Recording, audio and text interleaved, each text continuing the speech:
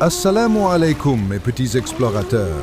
Installez-vous confortablement à bord de notre arche. Ce soir, les étoiles vont nous guider très loin, au milieu d'un désert de sable doré.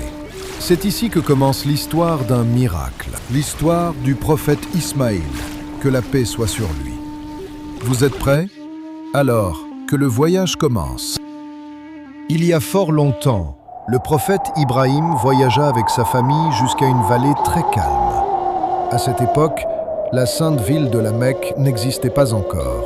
Il n'y avait aucune maison, pas d'arbres protecteurs et surtout, pas une seule goutte d'eau. Tout n'était que sable et soleil. Par l'ordre de Dieu, Ibrahim dut repartir pour une autre mission, confiant sa précieuse famille au Créateur. Hajar, la maman d'Ismaïl, avait un cœur rempli d'une foi immense. Elle dit à son époux, « Si Dieu te l'ordonne, alors il ne nous abandonnera jamais. » Quelle magnifique confiance! Mais après quelques jours, l'eau vint à manquer et le petit Ismaïl commença à avoir très soif. Pour sauver son bébé, Hajar ne baissa pas les bras.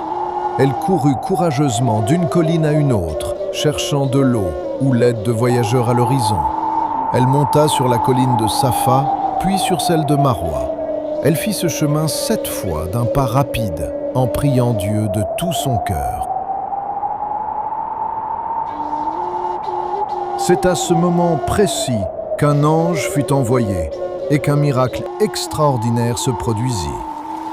En bougeant ses petits pieds sur le sol, le bébé Ismaïl toucha le sable et une eau pure, fraîche et scintillante commença à jaillir de la terre. Hajar accourut, émerveillé, et entoura l'eau en s'écriant « Zamzam, Zamzam », ce qui signifie « Rassemble-toi ».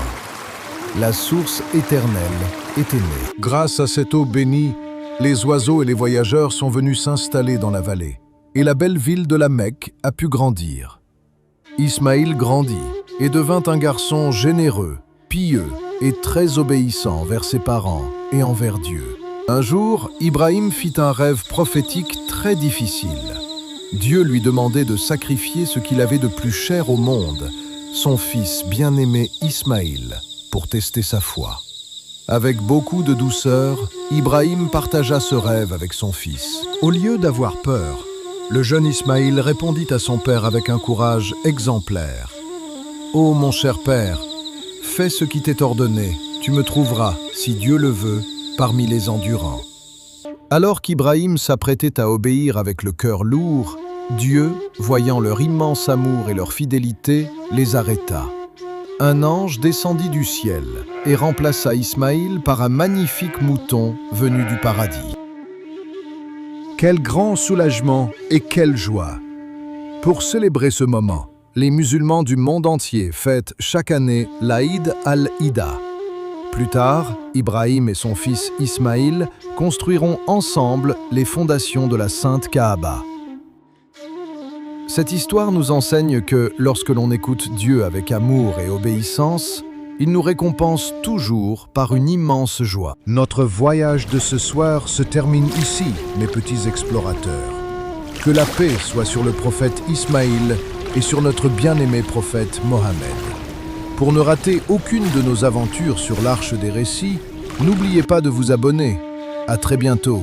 Astaudaoukumullah. Wassalamu alaikum wa rahmatullahi wa barakatuh.